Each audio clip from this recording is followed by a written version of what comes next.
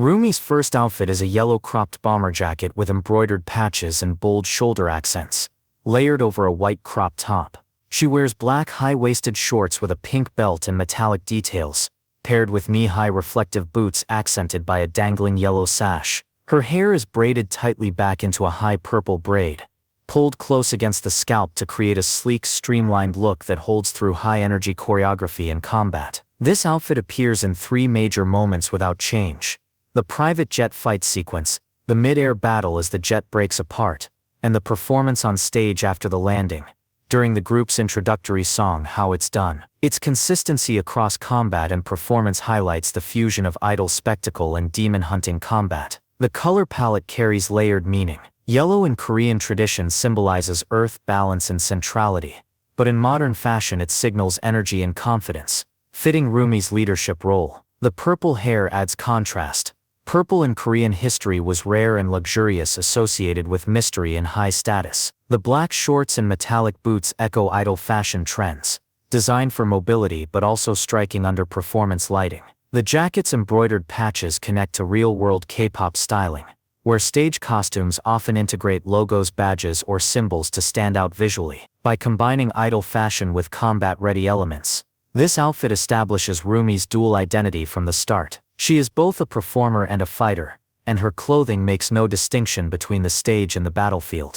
Rumi's second major outfit is her golden stage costume, designed specifically for the promotion of the group's single Golden, but seen throughout the film. She wears a white crop top and matching shorts, layered with a fitted black and gold military-inspired jacket. The jacket is decorated with gold embroidery and chain accents along the shoulders, creating a regal ceremonial look. Her footwear is a pair of white lace-up knee-high boots with metallic soles, reinforcing the sharp stage presence. Her purple hair is styled in a high bun, sleek and practical for synchronized choreography. This outfit visually separates itself from her introductory look by shifting to a clean white and gold palette. In Korean color symbolism, white represents purity, clarity, and new beginnings, while gold signifies wealth, achievement, and divine authority. Together they symbolize the group's hope that this song will seal the Hanmoon Gold and banish all demons from the human world. The military-style elements, such as epaulets and chains, emphasize unity and discipline,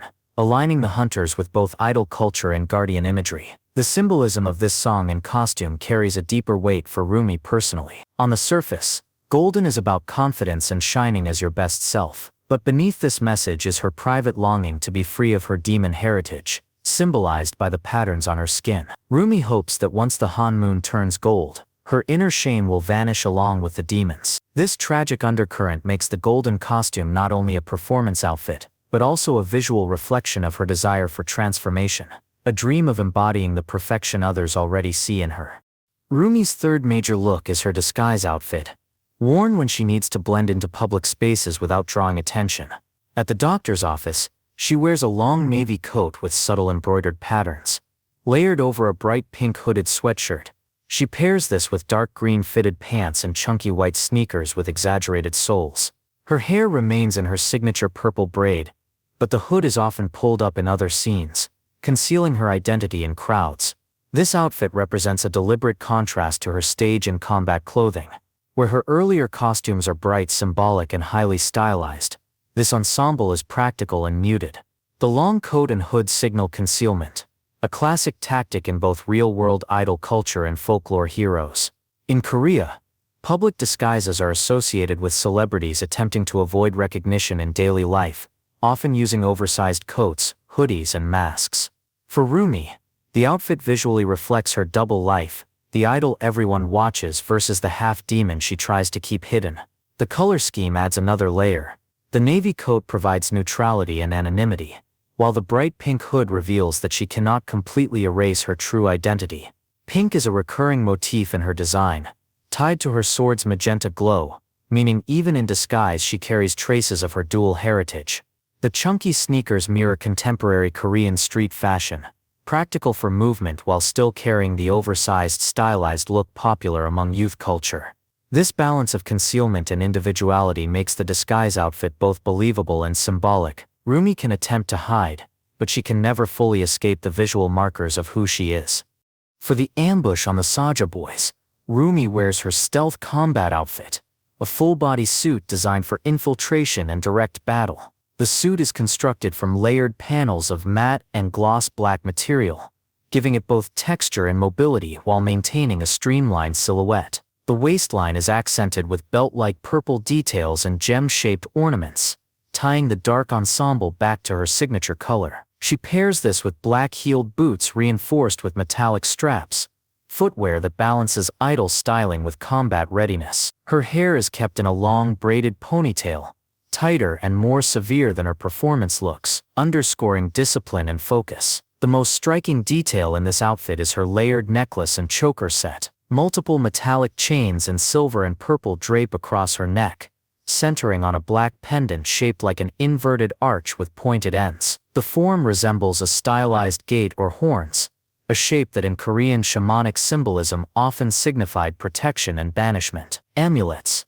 bujek, used sharp horn-like or crescent shapes to ward off demons and reverse misfortune. On stage, this same pendant also reads as a bold, edgy idol accessory, blending rebellion and mysticism in line with K-pop styling. In this way, the necklace functions as both fashion statement and disguised protective charm. The outfit first appears when the Hunters attempt to ambush the Saja boys after their variety show appearance, but instead are dragged on stage in these same clothes. Later, the confrontation continues in the men's bathhouse against a legion of water demons. The choice to use the stealth uniforms in both settings highlights the blurred line between idol spectacle and hunter duty. Symbolically, the all-black foundation of the outfit reflects mystery, infinity and endurance in Korean tradition, while the purple accents root it firmly in Rumi's identity as both idol and half-demon. By pairing black combat gear with jewel-like accessories, the outfit communicates that Rumi is simultaneously a performer and a warrior,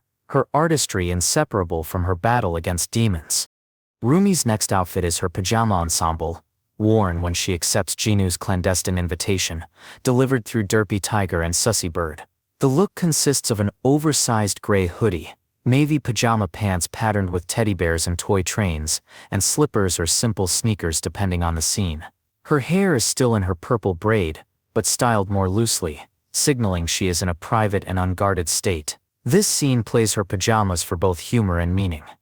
Jinu mocks her for the teddy bear and choo-choo train designs, pointing out the childlike contrast to her otherwise polished image as an idol and hunter. On screen, the pajamas act as a rare glimpse of Rumi stripped of her performance persona, reminding viewers of her vulnerability and her longing for normalcy beneath the layers of expectation.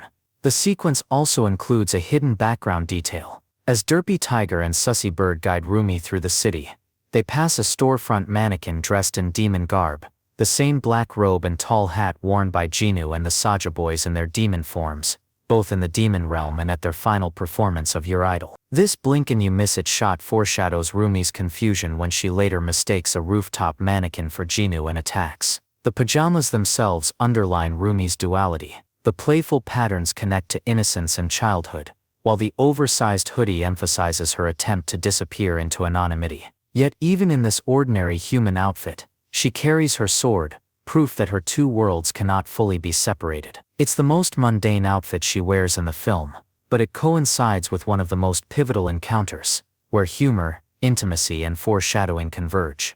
During the takedown diss track montage, Rumi appears in multiple outfits as the group fights demons and competes with the Saja boys for recognition.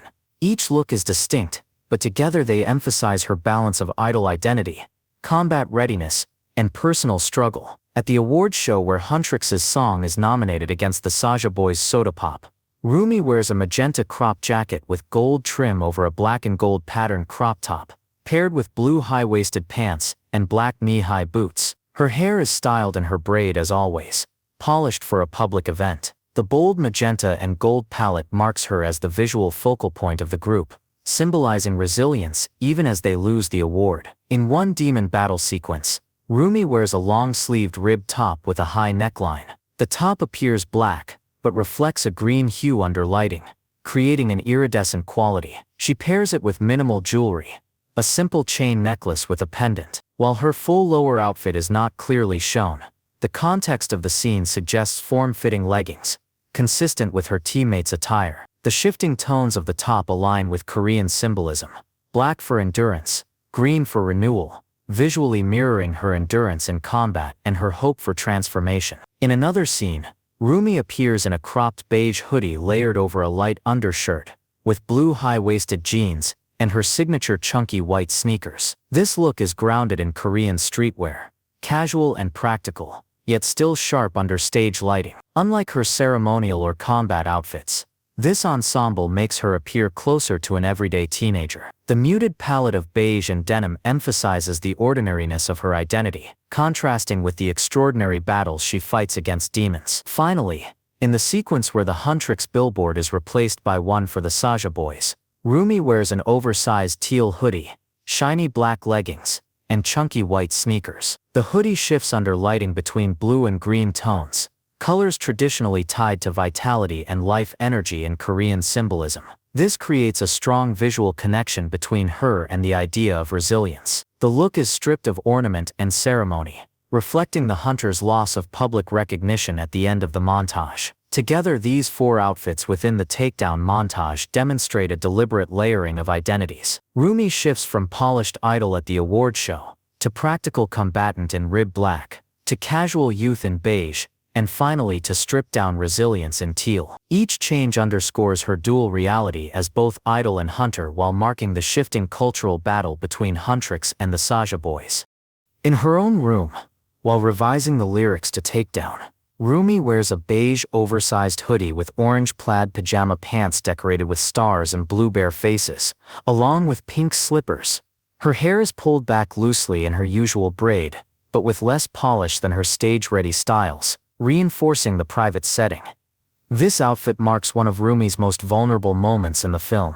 As she works on lyrics, she shifts the song from a line rooted in anger, "When your patterns start to show, I feel the hatred start to grow," to one that expresses compassion, "When your patterns start to show, I see the pain that lies below." The playful pajama patterns and bright colors emphasize her youth and innocence, visually contrasting with the gravity of her internal conflict. Symbolically, the stars and cartoon bears on the pants suggest comfort and safety, the iconography of childhood. By wearing them while she empathizes with the demons, the film underscores that her compassion comes from this human, unguarded part of herself. The hoodie, again oversized and neutral, visually cloaks her while she wrestles with lyrics that reveal her growing doubts about the war she's fighting. This costume is not designed for spectacle or combat but for intimacy. It reinforces that Rumi's turning point does not happen on stage or in battle, but in private, in a hoodie and pajama pants that strip away the idol image and reveal the human beneath. For her second secret meeting with Jinu, Rumi wears a light gray-green cropped hoodie layered over a pale undershirt, paired with high-waisted blue jeans and her recurring chunky white sneakers. Her hair remains tied back in her long purple braid, consistent with her visual identity but without stage-level polish. This outfit is nearly identical in style to her casual looks in the Takedown montage, but its context makes it more significant. By dressing Rumi in ordinary streetwear, the film underscores the secrecy and vulnerability of this meeting. It is not an idol performance nor a battle, but a private negotiation between two characters who should be enemies but are searching for common ground. The scene is crucial. Rumi asks Jinu to throw the Idol Awards performance so that Huntrix can seal the On-Moon Gold and free him from Guima's influence. During this exchange, a mysterious woman appears and gives Rumi a bracelet, which she offers to Jinu as a gesture of goodwill and trust. The simplicity of her clothing in this moment contrasts sharply with the gravity of her request. It highlights that beneath the performance costumes and combat uniforms, Rumi is still just a girl reaching out to someone she empathizes with. Visually, the muted palette reinforces this shift. The hoodie's subdued gray-green tone symbolizes humility and sincerity, while the denim grounds the outfit in normalcy. Together they frame the scene as intimate and unadorned, placing emphasis on Rumi's words and actions rather than her appearance. For the rehearsal of the Idol Awards performance, Rumi wears a plain white cropped hoodie, loose black sweatpants, and her recurring chunky white sneakers. Her hair remains tied into her long purple braid, but the styling is simple, reflecting that this is a practice session rather than a staged performance. The outfit is consistent with real-world K-pop rehearsal attire, where idols often wear oversized hoodies, track pants and sneakers for comfort and movement during choreography practice. It strips away ornament and stage flash, presenting the group as raw and unembellished in preparation. The scene itself adds weight to this plain clothing choice. Midway through rehearsal, Rumi stops and confronts the group, saying she cannot go through with singing Takedown. Outwardly, she frames it as concern that the lyrics will not unite fans, but internally, the audience knows it is because she has begun to empathize with Jinu and feels conflicted about the Huntr's mission. The absence of color or symbolic design in her rehearsal clothing emphasizes sincerity. In this moment, she is not an idol wrapped in spectacle, nor a Huntr in uniform. She is simply Rumi, speaking honestly in the simplest attire she wears outside of pajamas. The neutral tones reinforce her conflicted state, caught between two worlds, stripped down to just her words and emotions. In her last secret meeting with Jinu, Rumi wears a light gray cropped hoodie, rolled cuff blue jeans, and her recurring chunky white sneakers. Her long purple braid flows down her back, styled with more looseness than in earlier idol performances, reflecting the intimacy of the encounter. The setting and outfit work together to strip away performance and combat layers, reducing her appearance to the most ordinary streetwear. This simplicity is deliberate. As she and Jinu sing free together, the clothing emphasizes honesty and vulnerability. Two idols facing their fears side by side, beyond the idol stage and beyond the Huntr Teeman divide. The neutral tones of the hoodie contrast against the vivid backdrop of red autumn leaves, framing Rumi in understated clothing while the environment carries the visual intensity. This juxtaposition directs the viewer's attention to her emotional state rather than her attire. In Korean cultural symbolism, gray suggests modesty and sincerity, a fitting visual anchor for a scene defined by trust and openness. Narratively, this is the moment Jinu agrees to throw the Idol Awards performance, ensuring Huntrix will win, and the honeymoon can be sealed. The plain clothing underscores the sincerity of the pact. Unlike costumes designed for spectacle or intimidation, this outfit is intentionally casual, showing that her truest, most decisive moment comes not in glamour, but in simplicity. Rumi's last major outfit appears first at the International Idol Awards. Designed originally for Golden, the look consists of a white crop top with gold detailing, white shorts with a gold belt, a short black and gold jacket with ornate shoulder accents, and tall white lace-up boots with black lacing. Her long purple braid completes the iconic silhouette. The costume's design is ceremonial, its white and gold palette representing purity and triumph. But the betrayal backstage changes everything. Instead of uniting fans with Golden, Rumi is forced to perform Takedown. When the jacket is ripped away mid-performance, the reveal of her demon patterns transforms the costume from a symbol of hope into one of exposure and humiliation. From this point forward, the same outfit carries her through the remainder of the film, but it evolves visually with her journey. Under certain lighting, the white crop top reflects as green, a deliberate optical effect that destabilizes the costume's clarity. This mirrors Rumi's destabilized trust when Jinu admits to deceiving her, confessing his centuries-old guilt for abandoning his family. As the film reaches its climax against the Saja boys and the newly summoned Guima, the outfit becomes iridescent. At first, it reflects dark magenta, the color tied to Rumi's sword and demon patterns, symbolizing inner conflict. When Jinu sacrifices himself to protect her and infuses his soul into her, the hues shift to blue, representing loyalty and renewal. In the final victory sequence, after the Han moon is sealed in rainbow light, the costume shines in pearlescent white with rainbow reflections. Thus the Idol Awards costume and the final battle costume are the same garment, transformed again and again by circumstance, lighting and meaning. It is the single most important visual arc in the film. A stage costume turned instrument of betrayal, then vessel of conflict, and finally symbol of acceptance and unity.